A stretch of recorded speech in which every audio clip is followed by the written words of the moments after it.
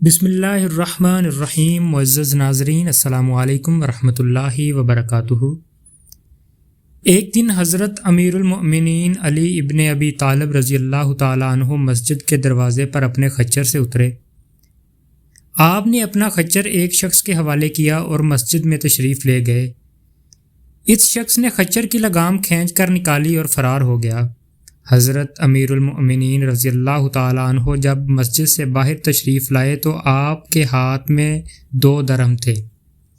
یہ 2 درہم آپ نے اس خچر کی نگہبانی کرنے والے کو دینا چاہتے تھے، لیکن آپ رضی اللہ تعالیٰ عنہ نے دیکھا کہ سواری کا جانور لگام سے خالی ہے.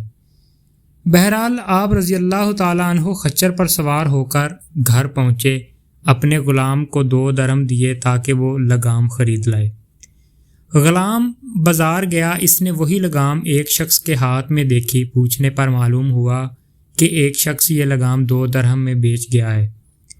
غلام نے یہ بات جب حضرت علی رضی اللہ تعالیٰ عنہ کو بتائی تو آپ نے فرمایا، بندہ خود صبر نہ کرنے اور عجلت سے کام لینے کی وجہ سے رزق حلال کو اپنے اوپر حرام کر لے. اللہ پاک آپ کو اور ہمیں رزق حلال کمانے کی توفیق عطا فرمائے.